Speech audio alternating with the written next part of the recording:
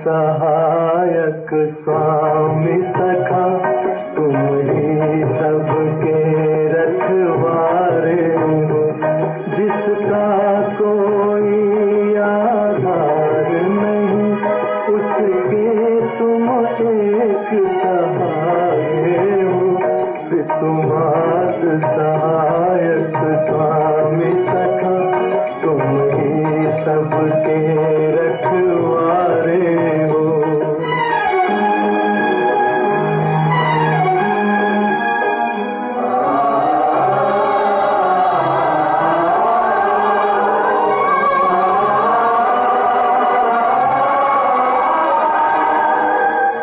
तेरी लीला अपरंपार प्रभु, तेरी महिमा सबसे न्यारी है।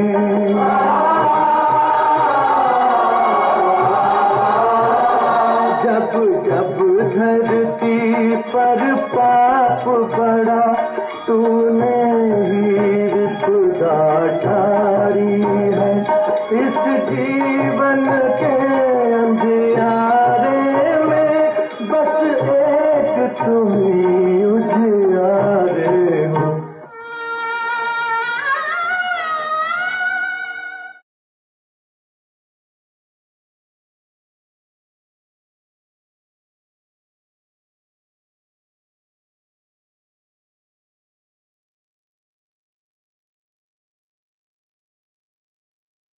ओम शांति।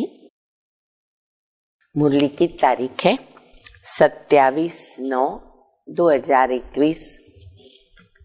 बाप दादा कहते कि हम सभी बच्चे पुरुषार्थ कर रहे हैं मनुष्य से देवता बनने का, सर्वगुण संपन्न बनने का, बाप समान बनने का। बाबा हमें पढ़ा रहे हैं, हम पढ़ाई पढ़ रहे हैं, हम गॉडली स्टूडेंट हैं। तो पुरुषार्थ के अंदर स्वभावों के लिए कहें या फिर हमारे दूसरों के स्वभाव जो टकराते हैं, परीक्षाएं आती हैं, कर्म भोग आते हैं, बहुत प्रकार की समस्याएं आती है। तो कई बच्चे समस्याएं आने पर या माया से पेपर आने पर थोड़े ढीले हो जाते, अलबेले हो जाते। और जब हम अलबेले हो जाते हैं ना, तो एक संकल्प आता है। वो क्या संकल्प आता है कि चलो ठीक है, अब समय पड़ा है ना, हम धीरे धीरे गैलअप करेंगे, मेकअप करेंगे, समय पर हम पहुंच जाएंगे। तो ये जो संकल्प है वो हमें हमारे लक्ष्य से धकेल देता है, हम पीछे आ जाते हैं। समय का भी भरोसा नहीं और शरीर का तो बिल्कुल भरोसा नहीं। हमें काल कब उठा के लेके जाएगा, हमारी मृत्यु किस घड़ी होने वाली है हम नहीं जानते। और अकाले मृत्यु चल रहा है, किस भी घड़ी हम शरीर छोड़ सकते हैं। और इस अनमोल जन्म में हम बाबा को जानते, हमने ज्ञान को समझा, हम बाबा को याद करते अपनी खूब कमाई कर सकते हैं। तो इसीलिए कभी भी ये संकल्प न करें, हमें जो करना है वो शीघ्र करना है। हर घड़ी ये समझें कि ये मेरी अंतिम घड़ी है। अगर ये मेरी अंतिम घड़ी है तो मुझे बाबा की याद है, अंत मते सो मेरी गति हो सकती है। कभी भी पुरुषार्थ में हम अलबेलापन न लाएं। मीठी मीठी शिक्षाएं बाप दादा की मुरली द्वारा सुनेंगे।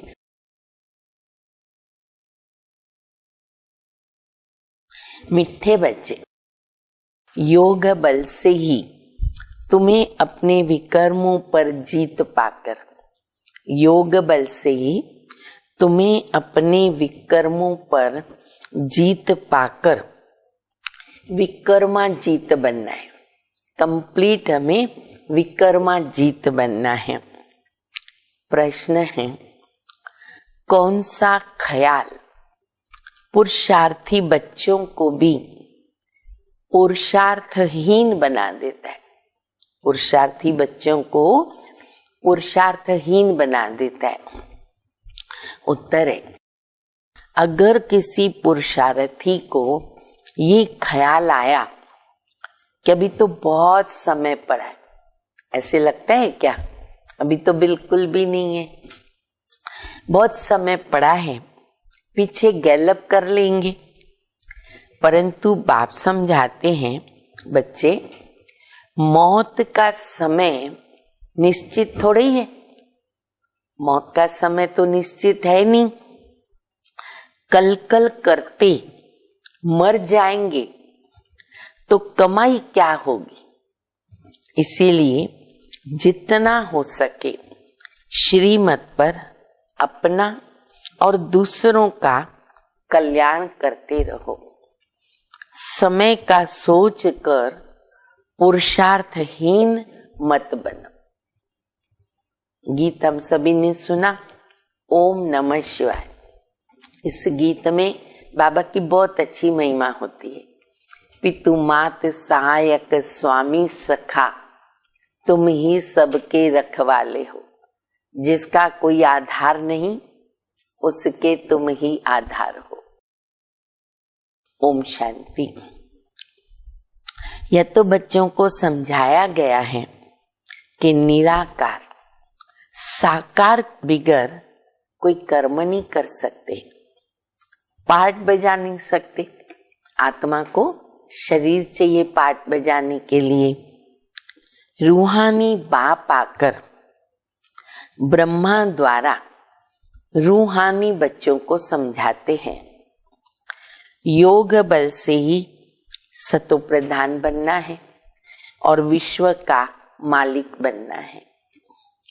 ये बच्चों की बुद्धि में है कि कल्प कल्प आकर राजयोग सिखाते हैं बाबा ब्रह्मा के द्वारा, और आदि सनातन देवी देवता धर्म की स्थापना करते हैं, अर्थात मनुष्य से देवता बनाते। लेकिन कैसे बाबा ये कार्य कर सकते हैं? ब्रह्मा के द्वारा साकार में आकर के। मनुष्य जो देवी देवता थे, पावन थे, वो अब बदल कर 84 जन्मों के बाद पतित बन गए। भारत जब पारसपुरी था तो पवित्रता, सुख, शांति सब कुछ था। अब 5000 वर्ष की तो बात है। तिथि तारीख सहित बाबा सारा हिसाब किताब समझाते हैं।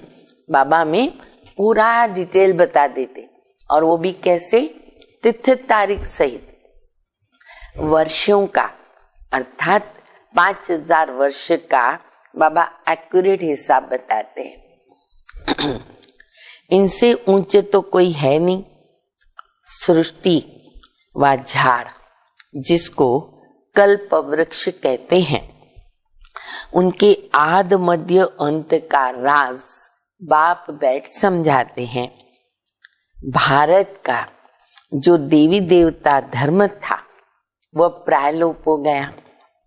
सिर्फ चित्र जरूर है। चित्र तो रहते हैं, क्यों?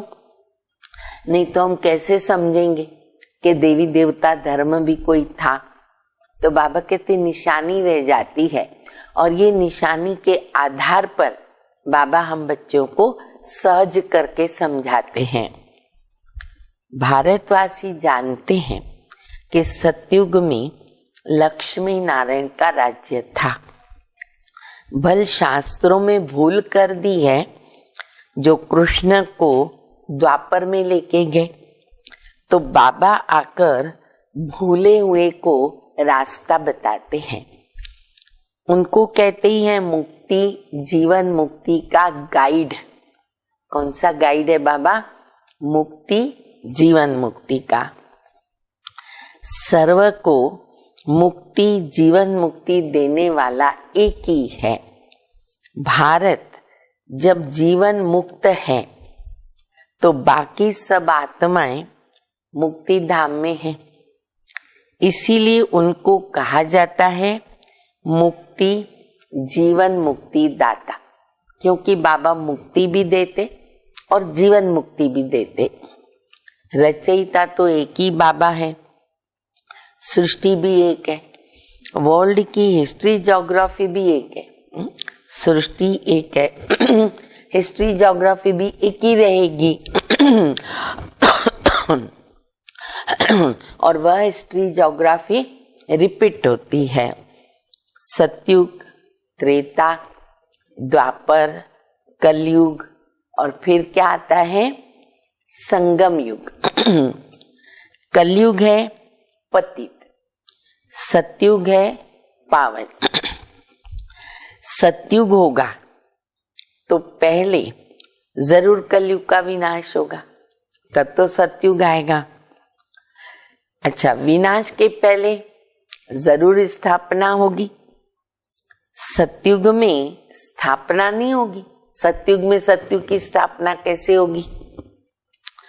भगवान आएगा, कब आएगा? जब पतित दुनिया को पावन बनाना है। अभी बाप सहज युक्ति बताते, हर मुरली में देखो कितनी बार बाबा ये बात कहते हैं, देह सहित देह के सब संबंध तोड़ देही अभिमानी बनकर बाबा को याद करो। बाबा है भक्तों को फल देने वाला, भक्तों को ज्ञान देते हैं पावन बनने के लिए। सबको पावन बनाने वाला है योग। पावन किससे बनते हैं? बाबा की याद से, अर्थात योग बल से।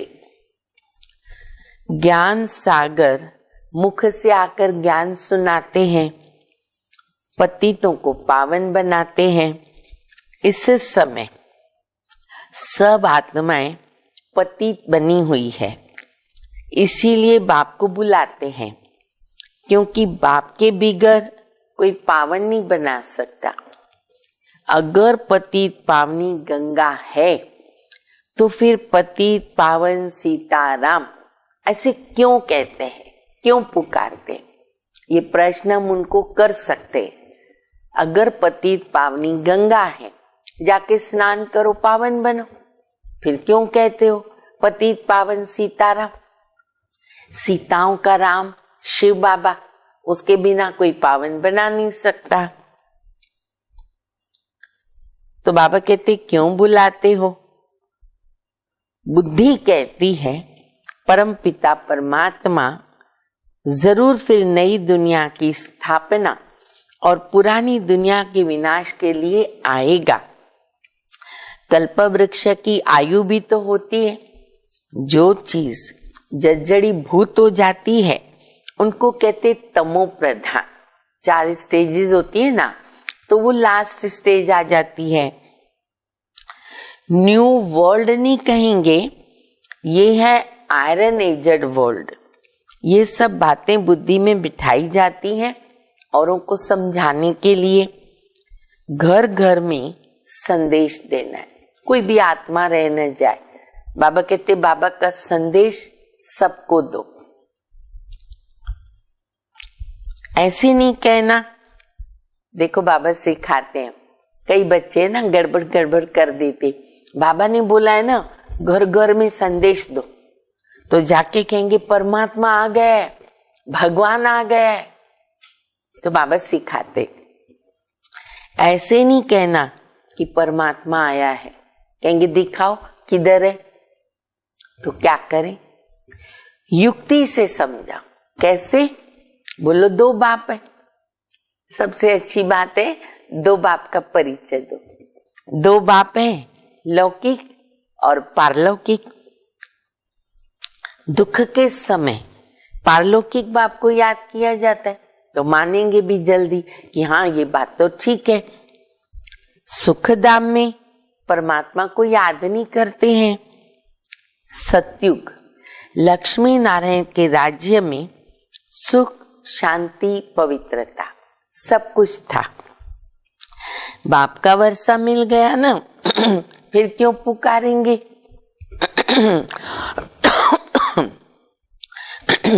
वहां तो सुख ही सुख है। सतयुग में तो सुख ही सुख है। बाप ने दुख के लिए दुनिया नहीं रची, ये बना बनाया खेल है जिनका पार्ट पिछाड़ी में है।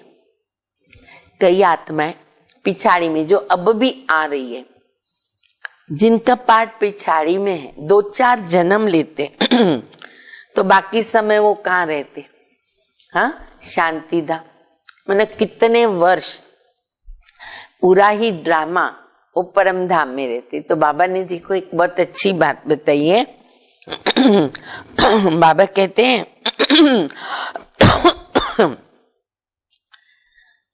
कि जो 2-4 जन्म लेते बाकी समय रहते शांति धाम। बाकी खेल से निकल तो कोई नहीं सकता, ये तो नहीं हो सकता। एक जन्म के लिए भी आना पड़ेगा। 1-2 जन्म लिया तो बाकी समय जैसे मोक्ष हो गया, मुक्ति है ना, तो मोक्ष हो गया। आत्मा पाठधारी है, पाठ तो उसको बजाना पड़ेगा। कोई का ऊंचा पाठ, कोई का कम ऊंचा। गाया हुआ है, ईश्वर का अंत पा नहीं सकता। ईश्वर आकर रचता रचना के आद मध्य अंत का राज समझाते हैं। बाबा समझाते, मैं साधारण तन में प्रवेश करता हूँ। मैं जिस तन में प्रवेश करता हूँ वह अपने जन्मों को नहीं जानते। मैं इनके 84 जन्मों की कहानी सुनाता हूँ, वो नहीं जानता, मैं जानता हूँ। कोई भी पार्ट चेंज नहीं हो सकता, इतना एक्यूरेट ड्रामा। बाबा कहते न चेंज, न एडिशन, न करेक्शन। ये बना बनाया खेल है। अब ये किसकी बुद्धि में बैठता नहीं। बुद्धि में तब बैठे जब पवित्र होकर के समझे। और अच्छी तरह समझने के लिए 7 रोज भट्टी में बैठना पड़े। भागवत आदि भी क्या करते हैं, 7 रोज रखते हैं ना। सप्ताह का बहुत महत्व है। हफ्ते के 7 दिन भागवत आदि बहुत कुछ 7 दिन रखते हैं। कोई 7 दिन में अच्छी तरह समझ लेते हैं, अपना 7 दिन का कोर्स रहता है। और कोई फिर ऐसे भी होते हैं जो कहते हमारी बुद्धि में तो कुछ भी नहीं बैठा, भले हमने 7 ही दिन सुना पर समझ में कुछ नहीं आया। ऊंच पद नहीं पाना है तो बुद्धि में कैसे बैठेगा। अच्छा, फिर भी कल्याण तो हुआ, बाबा का ज्ञान कान में गया, सुना तो सही। प्रजा तो ऐसे ही बनती है। बाकी राज्य भाग्य लेने में मेहनत है। बाबा को याद करने से विकर्म विनाश होते। अब करो या न करो, हमारी मर्जी। बाबा ने रास्ता बता दिया, परंतु बाप का डायरेक्शन है। प्यारी वस्तु को याद किया जाता है ना। अरे प्यारी वस्तु को याद करने के लिए बोलना नहीं पड़ता है, अपने आप याद आती है, बेचैनी हो जाती है, तड़पन होती है। तो बाबा को याद करने के लिए बेचैनी होनी चाहिए, तड़पन होनी चाहिए। कहते हैं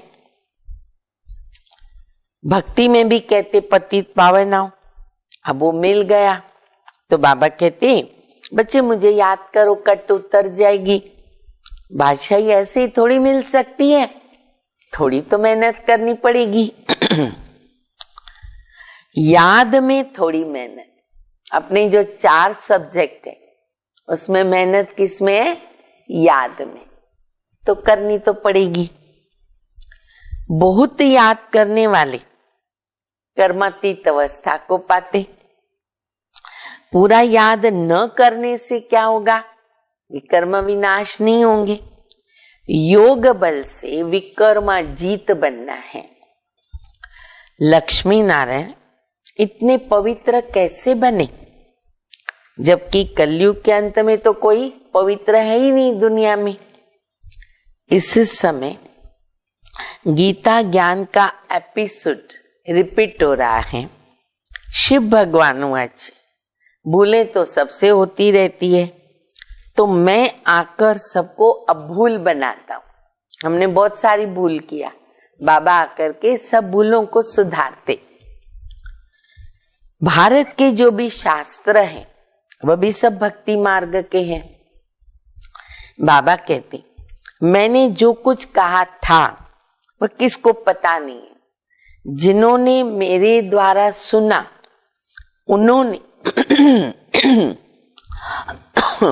उन्होंने 21 जन्मों की प्रारब्ध पाई और फिर ज्ञान प्रायलोप हो गया। तुम ही चक्र लगाते फिर ज्ञान सुन रहे हो। कल्प पहले वाले हम बाबा के बच्चे तुम जानते हो हम सैपलिंग लगा रहे। किस बात का सैपलिंग लगा रहे? मनुष्य से देवता बनने का।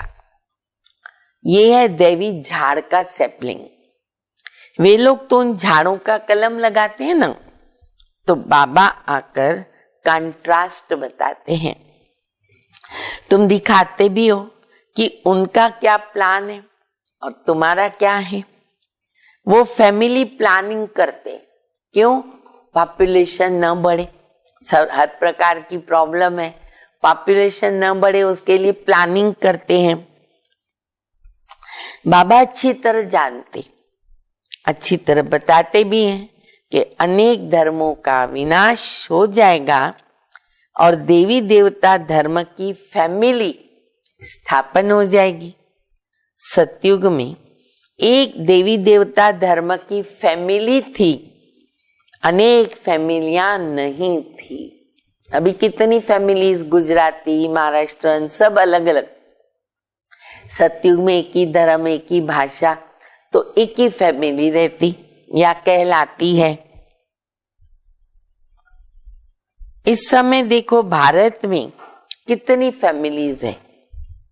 Gujarati family, Sikh family. वास्तव में भारत की एक फैमिली होनी चाहिए। बहुत फैमिली होगी तो खिटपिट तो जरूर होगी, द्वैत हो गए, खिटपिट होगी, फिर सिविल वार हो जाती है। फैमिली में भी तो सिविल वार हो जाती है, कितनी होती, घर घर में होती है। जैसे क्रिश्चियन की आपस में फैमिली है, तो उन्हों में भी दो भाई आपस में नहीं मिलते हैं, फ्रैक्शन हो जाती है, पानी भी बांटा जाता है। भले एक ही फैमिली है उसमें भी झगड़े हैं। यही तो कलयुग की निशानी है। सिख धर्म वाले समझते हम अपने धर्म की फैमिली को ज्यादा सुख देवे, रग जाती है, माथा मारते रहते हैं। जब अंत का समय आता है तब आपस में लड़ने लग पड़ते। अब शुरुआत तो हो गई है, विनाश तो होना है। ढेर बॉम्ब्स बनाते रहते हैं। बड़ी लड़ाई जब लगी थी तो 2 बॉम्ब्स छोड़े थे। देखो बाबा पहले की बात बता रहे हैं, जापान वगैरह में 2 बॉम्ब्स, और अभी अनगिनत रोज बॉम्ब छोड़ते हैं। अभी तो ढेर बनाया। समझ की बात है, तुमको समझाना है कि ये वही महाभारत की लड़ाई है। बड़े बड़े लोग भी कहते अगर लड़ाई को बंद नहीं किया गया ना तो सारी दुनिया को आग लग जाएगी। पर तुम जानते हो आग तो लगनी है।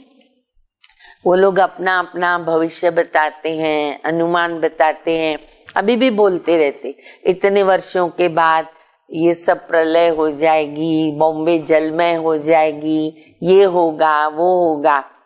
लेकिन एक्यूरेट हिसाब बाबा ने हम बच्चों को बताया। बाप देवी देवता धर्म की स्थापना करते हैं। राजयोग है इस सतयुग का, जो देवता धर्म प्रायलोप हो गया वो फिर स्थापन करते हैं। अब कलयुग है तो उनके बाद क्या होगा? सतयुग चाहिए। अंडरस्टूड है ना? देखो सुबह दोपहर शाम रात, तो अंडरस्टूड है। फिर क्या होगा?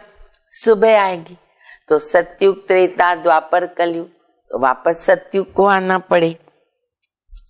अब कलयुग विनाश के लिए महाभारी महाभारत लड़ाई, कोई तो कारण चाहिए ना विनाश के लिए, तो ये लड़ाई लगती है।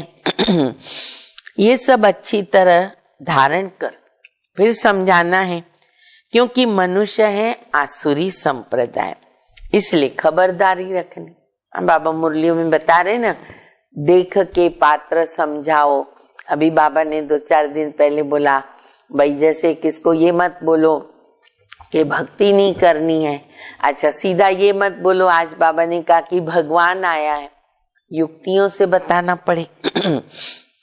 कल्प पहले मुआफक जो विघ्न पढ़ने होंगे ना, वो तो जरूर पढ़ेंगे। वो भी तो ड्रामा में नूंद है, पढ़ते ही रहते हैं। ये बना बनाया ड्रामा है। हम बांधे हुए, हमें ना बांधे हुए, कितना भी बोलेंगे छूट नहीं सकते हैं। याद की यात्रा कभी भूल नहीं जानी चाहिए। बाबा को एक गीत याद आया और वो गीत बाबा को बहुत अच्छा लगता था, साकार की बात है। वो गीत है, रात के राही थक मत जाना, सुबह की मंजिल दूर नहीं। क्योंकि चलते चलते क्या हो जाता है, थक जाते हैं, दिल शिकस्त हो जाते हैं, विजयी नहीं बनते हैं, हार खाते हैं, तो थोड़ा सा दिल टूट जाता है, तो ढीले हो जाते हैं। तो ये जो गीत है ना, वो फिर हमको हिम्मत दिलाता है। अब इनका अर्थ तो कोई नहीं समझ सकता। रात पूरी होकर दिन आने वाला है, आधा कल्प पूरा हुआ, अब सुख शुरू होगा। बाप ने मन मना भव का अर्थ भी समझाया है। सिर्फ गीता में कृष्ण का नाम डालने से ना वो ताकत नहीं रही, नहीं तो बहुत अच्छा रहता, लेकिन भूल कर दी हम बच्चों ने, ताकत ही खत्म हो गई। श्री कृष्ण को सामने लाया। कृष्ण को कभी सर्वशक्तिवान तो नहीं कह सकते हैं, वह तो पूरे 84 जन्म लेता है, इसीलिए गीता में ना वो ताकत नहीं रही है। अब हम सब मनुष्य मात्र का कल्याण कर रहे हैं। कल्याणकारी जो बनेगा वो बाबा से वर्षा पाएगा। याद की यात्रा के बिगैर ना कल्याण न हो सके। अंडरलाइन करें, खुद के पुरुषार्थ के लिए याद की यात्रा को बढ़ाए। इस समय सब विपरीत बुद्धि है, कह देते परमात्मा सर्वव्यापी है। तुमको समझाना है कि वो बेहद का बाप है। बेहद के बाप से भारतवासियों को बेहद का वर्षा मिलता है।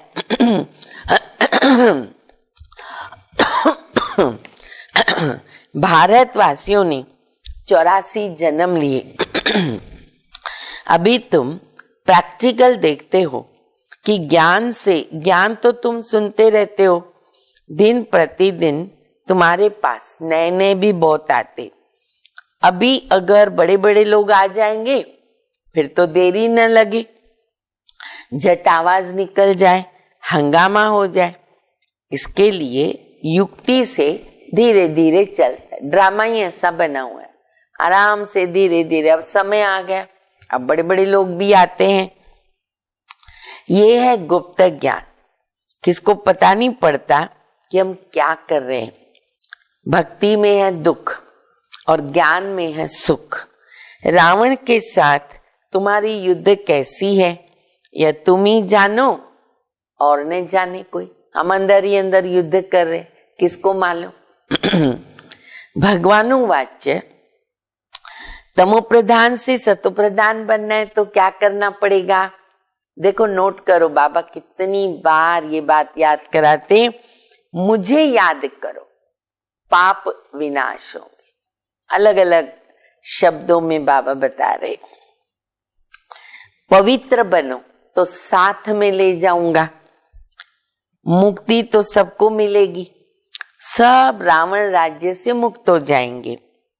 तुम कहते हो कि शिव शक्तियां, ब्रह्मा कुमार कुमारियां श्रेष्ठाचारी दुनिया स्थापन करेंगे। परमपिता परमात्मा की श्रीमत पर कल्प पहले मुआफक की स्थापना हो रही है। 5000 वर्ष पहले भी श्रेष्ठाचारी दुनिया थी, ये बुद्धि में बिठाना चाहिए। मुख्य पॉइंट्स जब बुद्धि में धारण होगी तब याद की यात्रा में रहेंगे। कोई समझते हैं अभी टाइम पड़ा है, पीछे पुरुषार्थ कर लेंगे, परंतु मौत का कोई नियम है? मौत का तो कोई नियम ही नहीं इस दुनिया में। कितने वर्ष तक तो वो आएगा ही नहीं, बिल्कुल नहीं, कभी भी आ सकता है। कल मर जाएंगे तो इसीलिए ऐसे मत समझो कि अंत में गैलप करेंगे। ये अगर ख्याल आया तो वो गिरा देगा। जितना हो सके पुरुषार्थ करते रहो। श्रीमत पर हरि को अपना कल्याण करना है, अपनी जांच करनी है। कितना बाबा को याद करता हूँ, कितना बाबा की मैं सर्विस करता हूँ, चेक करो। रूहानी खुदाई खिदमतगार तुम हो, बहुत अच्छा टाइटल है, रूहानी खुदाई खिदमतगार। तुम रूहों को सेल्वेज करते हो, कितना अच्छा कार्य कर रहे। रूह पतित से पावन कैसे बने उसकी युक्ति बताते। कृष्ण को याद करने से कोई विकर्म विनाश नहीं होते। वो तो प्रिंस था, उसने प्रारब्ध भोगी, उनकी महिमा की भी दरकार नहीं। देवताओं की महिमा क्या करेंगे, क्योंकि आज महिमा योग्य, आगे जाके फिर नीचे उतरना पड़ता है। हाँ, बर्थडे तो सब मनाते हैं, कॉमन बात है, बाकी उन्होंने क्या किया, सीढ़ी तो उतरनी पड़ती है ना। अच्छे बुरे मनुष्य होते, हर एक का पार्ट अपना अपना है, तो ये बेहद की बात है। मुख्य टालियां गिनी जाती है, बाकी पत्ते तो बहुत है ना। झाड़ के पत्ते कौन गिनती करेगा, उनको कहाँ तक गिनती करेंगे। तो बाप समझाते, बच्चे मेहनत करो, सबको बाबा का परिचय दो, तो बाबा से बुद्धि योग जुट जाए। बाबा कहते सबको कहो पवित्र बनो, मुक्ति धाम चले जाएंगे। दुनिया को थोड़ी पता है कि महाभारत लड़ाई से क्या होगा, कुछ जानते नहीं। ये यज्ञ रचा है क्योंकि नई दुनिया चाहिए, इसलिए ये पुरानी दुनिया स्वाहा करनी होगी। हमारा यज्ञ पूरा होगा, सब इस यज्ञ में स्वाहा हो जाएगा, खत्म, खलास हो जाएंगे और हम चले जाएंगे अपने घर। अच्छा, मीठे मीठे सिकेले दे बच्चों प्रति माता पिता बाप दादा का याद प्यार, गुड मॉर्निंग। रूहानी बाप की रूहानी बच्चों को नमस्ते। हम रूहानी बच्चों की रूहानी बाप को माता पिता बाप दादा को याद प्यार, गुड मॉर्निंग और नमस्ते। धारणा के लिए मुख्य सारे पहला, सच्चा सच्चा खुदाई खिदमतगार बन सभी रूहों को सेल्वेज करने की सेवा करनी है, सबका कल्याण करना है और सबको बाबा का परिचय देना है। दूसरा, प्यारे ते प्यारी वस्तु कौन है? बाबा। प्यारे ते प्यारी वस्तु बाप को प्यार से याद करो, प्यार से याद करना है। बने बनाए ड्रामा पर अटल रहना है और विघ्नों से घबराना नहीं, वरदान है। मैंपन के बोझ को समाप्त कर प्रत्यक्ष फल का अनुभव करने वाले बालक सो मालिक भव। जब किसी भी प्रकार का मैंपन आता है तो बोझ आ जाता है सिर पर, मुझे करना है, मुझे करना है। लेकिन जब बाप ऑफर कर रहा है, सब बोझ मुझे दे दो, सारा बोझ मुझे दे दो, आप सिर्फ क्या करो, बाबा को बोझ दिया तो हम क्या करेंगे, नाचो गाओ उड़ो। फिर ये क्वेश्चन क्यों, सर्विस कैसे होगी, भाषण कैसे करेंगे। आप सिर्फ निमित्त समझकर कनेक्शन पावर हाउस से जोड़ करके बैठ जाओ, दिल शिकस्त नहीं बनो, तो बाप दादा सब कुछ खुद ही करा लेंगे। बालक सो मालिक समझकर श्रेष्ठ स्टेज पर स्थित रहो तो प्रत्यक्ष फल की अनुभूति करते रहेंगे। सुना, हम निमित्त है, करण करावनार बाबा। यह संकल्प से क्या होगा, अपने आप बाबा कराता रहेगा। इसकी प्रैक्टिस करो। स्लोगन है, ज्ञान दान के साथ साथ गुण दान करो। ज्ञान दान के साथ साथ गुण दान करो तो क्या होगा, सफलता मिलती रहेगी। अच्छा, ओम शांति।